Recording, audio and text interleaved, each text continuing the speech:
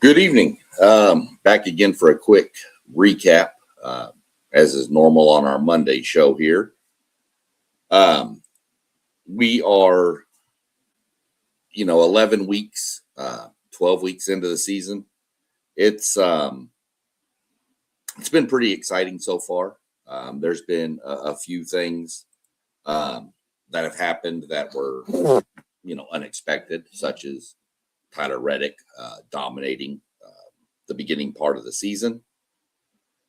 Um, but other than that, jumping into Texas, it was one of the best weekends across all three series in my mind.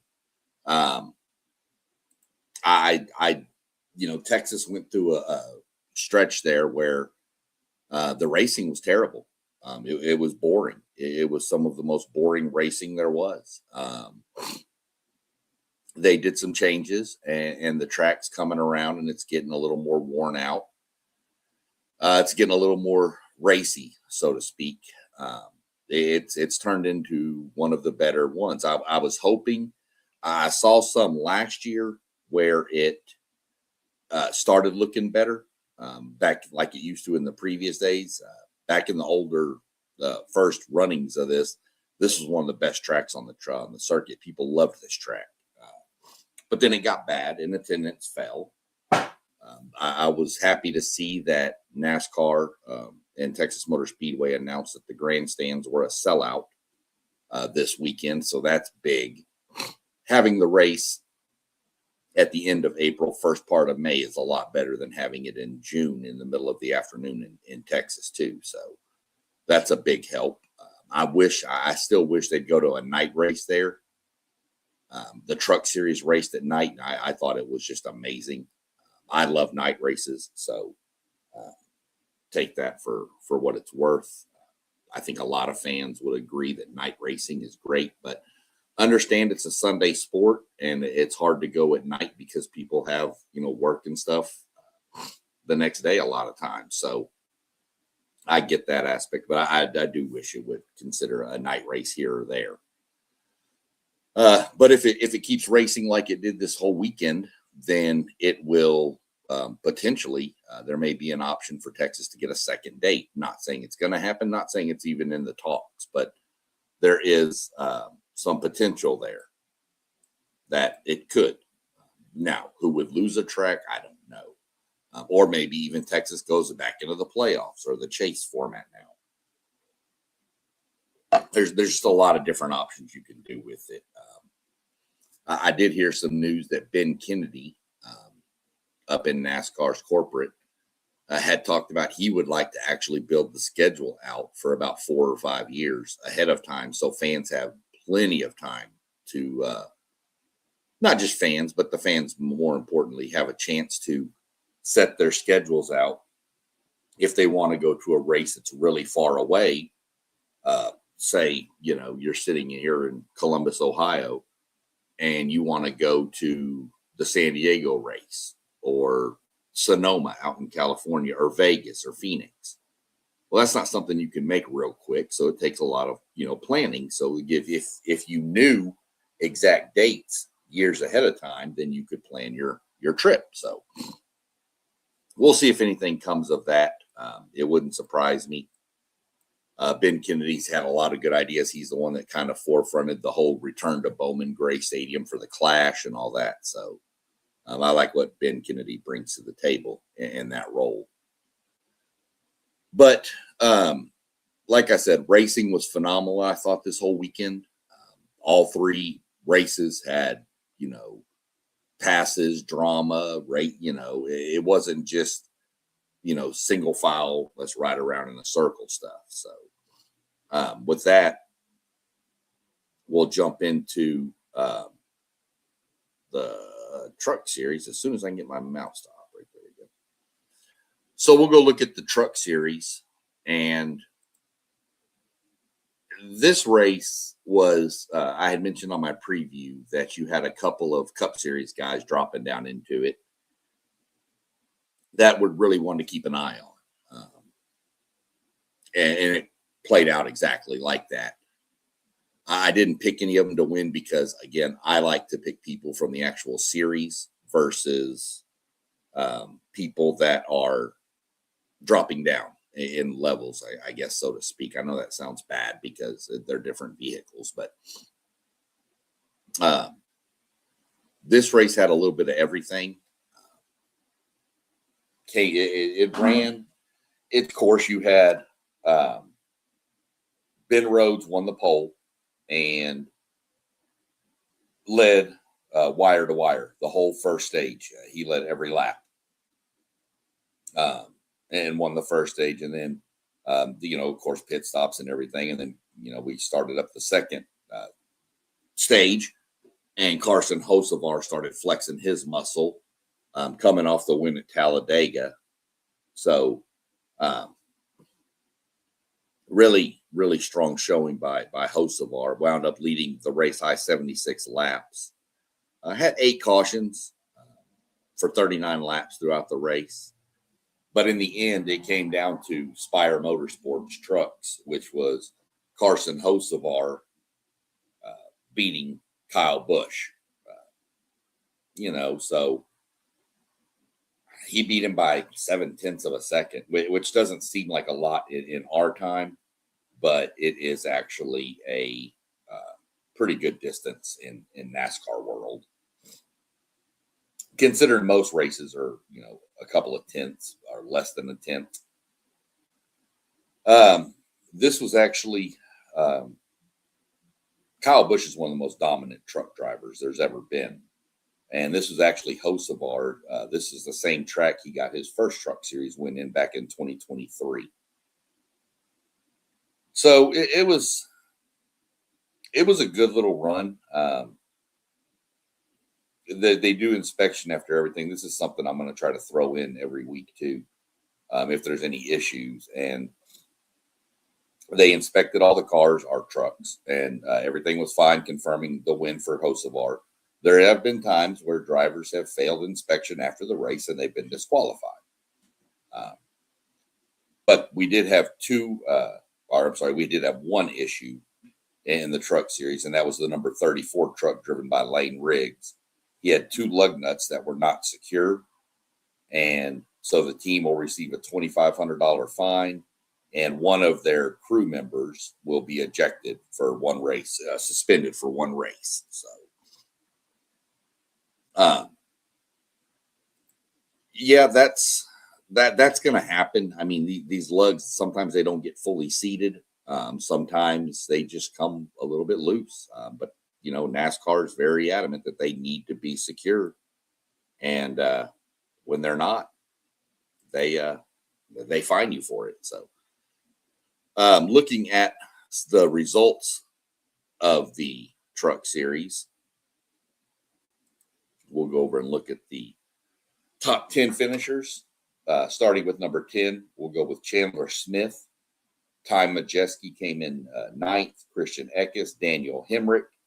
Lane Riggs finished 6th. Ben Rhodes, pole sitter, finished 5th. Brandon Jones, Caden Honeycutt, Kyle Busch, and Carson Hocevar, of course, rounded out your top. I was really pulling for Caden Honeycutt. I like that kid.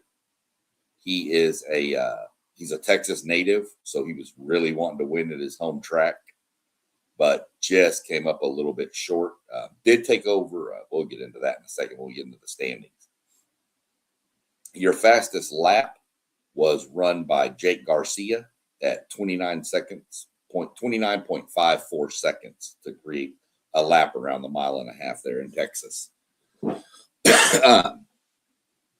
So that's just where we look at that. We go look at our standings for the Truck Series. And we're going to look at, again, we're going to keep an eye on the top 10. So we'll look at the top 12. We'll go 2 below the cut line for the chase, which, you're talking, it starts after race 18, and we're 7 races in. So there's 11 races left in this before then. But sitting at 12 is Justin Haley. This is really impressive. Ram is making their return to the Truck Series this year. And to be running 12th in a first-year program is pretty impressive. we'll see if they can hold on and keep that. Be really a good boost for Ram and them to get Colleague, I believe, is the Rams here. Yeah, Colleague Racing is the to get into the chase. So they need to gain 2 spots, but they're only 8 points out, 9 points out of 10th. So plenty of time to catch up. Jake Garcia sits right there on the outside too. He's 8 points back. Your people that would begin the chase today are Stuart Friesen, Tyler Ankrum, Corey Heim. Corey Heim probably won't be eligible for the chase. There's still some discussion about this, whether he will be or won't be. So we'll see what happens because he's only running a part-time series. So we'll see. Chances are he could fall back down the list anyway, so it may not matter. But as of right now, we're going to go with he's got the 8th spot. Obviously, if he is not eligible, then Jake Garcia would move up and Justin Haley would be out and Daniel Hemrick would be right behind. So we'll keep an eye on that as we get closer to the end of the season here, the regular season. Ty Majeski in 7th, Christian Eckes, Ben Rhodes, Gio Ruggiero, Lane Riggs, Chandler Smith, and of course the aforementioned Caden Honeycutt is 14 points ahead of Chandler Smith. This is the first time Chandler Smith, I think, has been out of the points lead since the beginning of the season. So you can still, there's a long way to go. So we're just going to have to monitor it and see where we go from there with that. So that was your standings for the truck series. We'll see if we got any questions or comments. Nothing right now. We'll check back on that after this. Next, we're going to jump over to the O'Reilly series. And this one started crazy. Last week's winner, Corey Day, crashed into the wall on lap 1. So it was like, well, okay, we're in for all kinds of craziness. Didn't really. Excuse me. Drink real quick. So Kyle Larson led 93 laps in this race. Justin Allgaier won the first stage. He led every lap in the first stage, kind of a recurring theme you'll notice in here. And then Connor Zilich won stage 2. He was actually in the mix, and I thought he was going to be in for a very good day, but wound up having a flat tire in the final stage and had to kind of come in and pit to change the tire and lost all of his track position and wound up finishing 21st. So, but Larson kind of took the lead. And again, I told you 0.7 seconds was the difference in the truck series. In this series, it was 0.29. So roughly 0.3 of a second. So you see how much closer it would be. And Larson didn't even really think he was going to win. He even said he was faster than me. He just, Justin just couldn't get the right move. Kyle Larson's one of the best. I'm sorry, he is. At anything he drives. Hasn't won yet this year on the Cup Series, but I would never. Kyle Larson's one of those bet against him at your own risk in anything he's driving.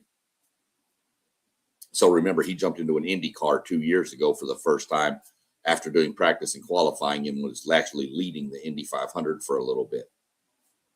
I think he led like 1 or 2 laps. He didn't lead for a long time, but to still be up there and do it, and he was running 5th a lot. So he's just that good of a driver, but he's also really good at using his mirrors to block people. And he knew where Allgaier was going to go. And so he started, again, you'll hear me say it, he put the air car in front of him and put all the dirty air on the front of the 7 car for Allgaier, and it pushes you back.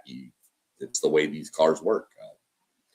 Clean air on the front of the car is king, and dirty air coming off the top of the car onto the car behind it is not. Places it doesn't really matter, your speedways, Daytona, Talladega, where the cars are nose to tail anyway. So, but he was good. Allgaier, I thought Allgaier was going to get him, but he couldn't get there. So, you know, credit to Kyle Larson. We had 7 cautions. I thought we were going to have more after having 1 on the first lap, but we only had 7 for 36 laps. But we did have the Dash for Cash, the final installment in the O'Reilly series. So that's over now. And Brent Cruz won the 100,000 for finishing highest of the 4 drivers. So I need to verify that because yeah, it was Brent Cruz. That's right. Mayer wasn't eligible, I don't believe so. But Brent Cruz won the 100,000 for that. And then we did have 2 cars have issues. There was no issue with Larson's car. He was the winner. The number 9 Chevrolet of Carson Kvapil and the 26 Toyota for Dean Thompson each had 1 unsecured lug nut in a check. And what they will do is, because it was 1, they lose pit selection next weekend. So that makes a big difference in a race. Pit selection is pretty big, and I'll get more into that with the Cup Series when we talk about that here in a second. Because yeah, that was interesting in the Cup race on Sunday. So we'll look at that real quick. Well, let's go take a look at our standings for our O'Reilly series. And we'll get over here, go to standings. Again, this is the top 12 drivers, so we'll look at about 14 or 15 of them. And it starts at the end of race 24 is their cutoff for the regular season. So we're halfway through the season for the O'Reilly series. And you're looking at the top, we'll look at the top 15. Why not? Raja Caruth, Brent Cruz, Ryan Sieg, Sam Mayer, William Sawalich, Taylor Gray. Sam Mayer, William Sawalich, Taylor Gray, Parker Retzlaff, Carson Kvapil, Austin Hill, Sammy Smith, Brandon Jones, Corey Day, Jesse Love, Sheldon Creed, and Justin Allgaier are still leading the points here. So everybody from Sam Mayer up would be in today. Sam Mayer has an 8-point lead over Ryan Sieg and a 12-point lead over Brent Cruz. I still like this Brent Cruz guy, kid. He's the 18-year-old. So we're going to keep an eye on him really well in this series. Again, this series, if you're a Chevrolet fan, this is your series. If you look at all the bow ties, well, I mean, there's tons of them. Not as many Fords or Toyotas in this series. So it's a Chevrolet dominated series, which is fine. Doesn't really matter. I still watch the races, even though I'm a Ford guy, just because I enjoy the racing. I think it's great. Some of these young kids, your Corey Days, even Sheldon Creeds, who's, they're older. They've been in the series longer, but Carson Kvapil, your Brent Cruz, as I mentioned, Raja Caruth is really good. So I like watching some of the young guys to see what we can get from them as far as what's going to be coming up in the next, handful of years to the Cup Series. This is kind of where I start prepping for if my driver quits, retires, loses his ride, who's going to replace him? Do I like him? Things like that. So this is where I start prepping for who's coming up that I may watch. So that's our look at O'Reilly's. We'll go look at the Cup Series. And the Cup Series came down to, it's craziness. It's Texas. It's crazy down there. Your winner wound up being Chase Elliott. He won by 0.4 seconds. He is actually the first repeat winner in the last 10 races. So Texas has had 11 or had 9 races in a row with different winners, and it changed. This week was the first one. Was Elliott. Craziness happened in this kind of early. Lap 68 in the first stage. Christopher Bell's leading. He's just cruising around. And the number 34 car of Todd Gilliland loses it in the corner and spins, goes up. Bell goes down low on the track. And here comes Gilliland and literally clipped him barely.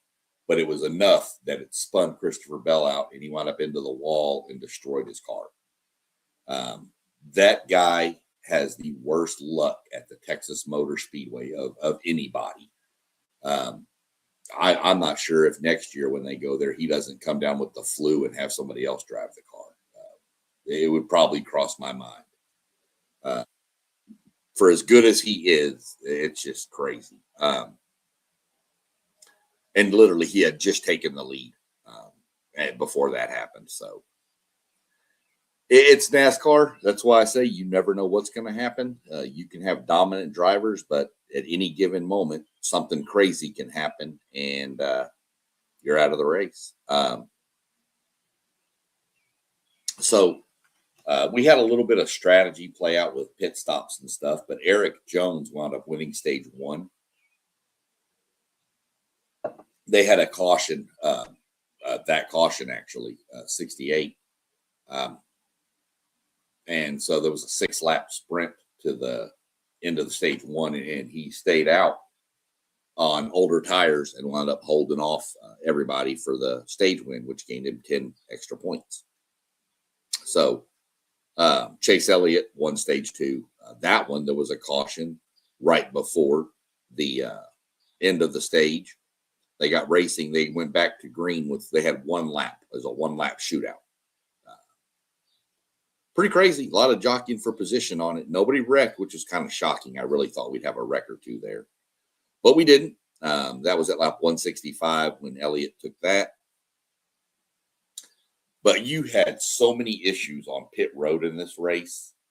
At the beginning, you had Chase Briscoe was trying to get out of his pit, and Kyle Larson's coming in, and they made contact.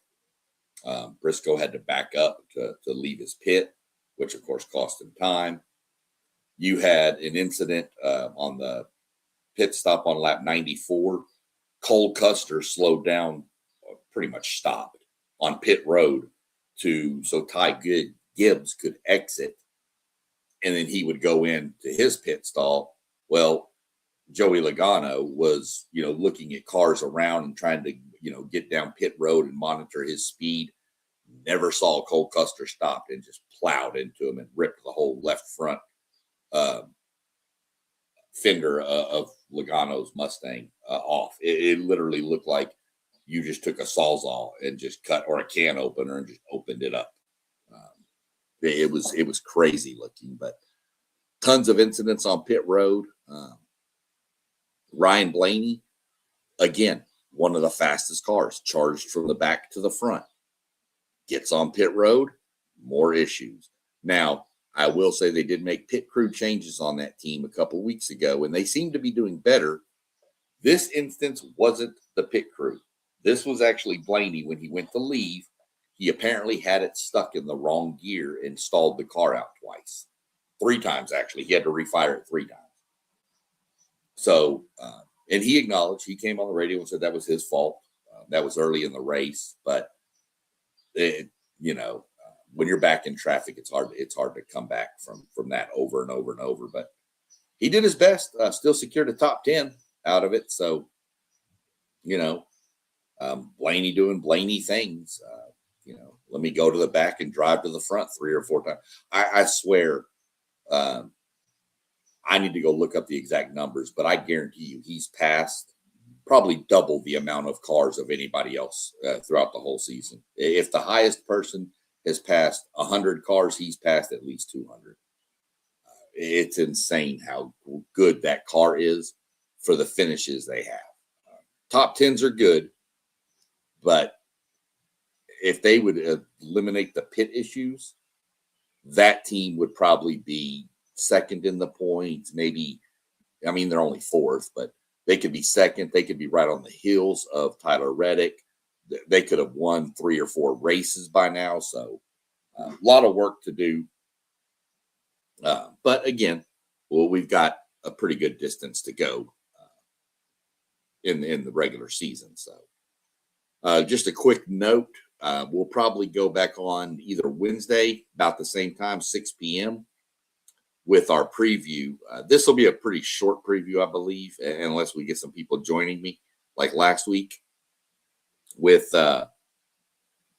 we're going to the Finger Lake region, as I like to say it is, in New York, and Watkins Glen for some road course racing. So everybody that says, oh, all you do is turn left, tune in on Friday, Saturday, and Sunday, actually.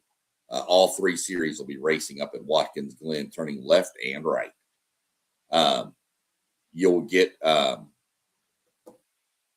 there's 4 races actually this weekend. The Arca Menard series is going to race, but they race at 1:30 on Friday afternoon.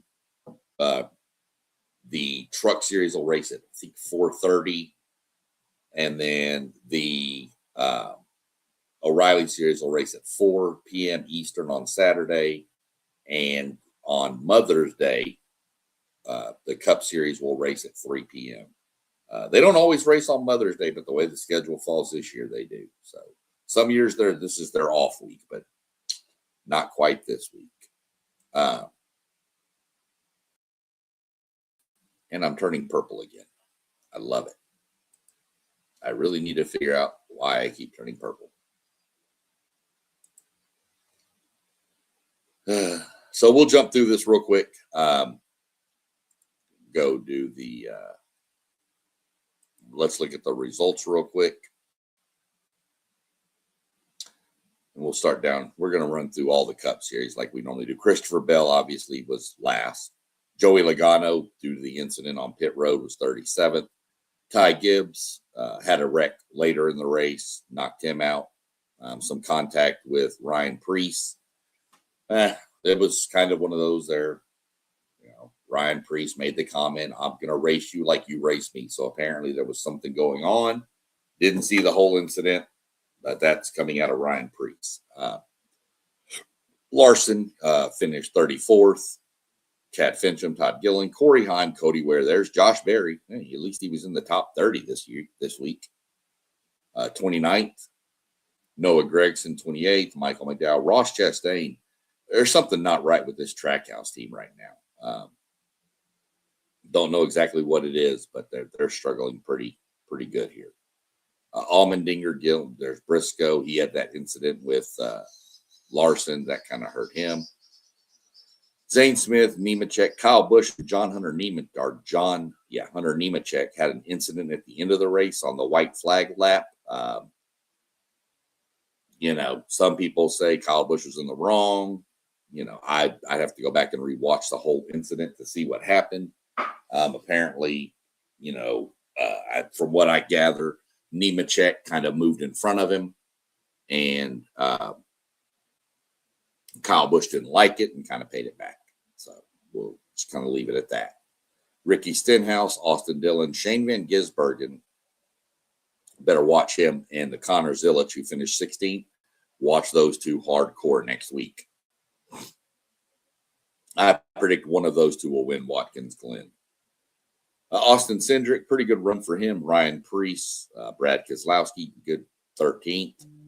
Eric Jones, who had a stage victory. Riley Herbst. There's Blaney. Bubba Wallace is just kind of cruising along there. He finished 9th. Byron 8th. Hocevar 7th, last week's winner. Daniel Suarez, great run for Suarez, coming in 6th. Chris Buescher, really hoped he would have won too. Another Texas native, but couldn't get it done. Reddick, Bowman, Hamlin, and Elliott. Really good run by Alex Bowman. Good to see him coming back after dealing with vertigo for a few. We'll go look at the standings. Not much has changed at the top. Tyler Reddick, Denny Hamlin still 1-2. We take 16 drivers to the chase in this, and it begins after race 26. You can see we've done 11 starts, so we have 15 more races to go. So plenty of time for people, even people way down here, some of them anyway. There's still a chance if you can get hot and make a run. So we'll go look at the top 20. That's where I like to look. So AJ Allmendinger would be in 20th, Van Gisbergen 19th. Like I said, he's holding on, which is what he needed to do. Now we're getting to some road courses. He can fly up these rankings pretty quick here. So we'll see what happens with him. Chastain still in 18th. Logano fell back 2 spots. He was in, now he's out. Chase Briscoe moved in.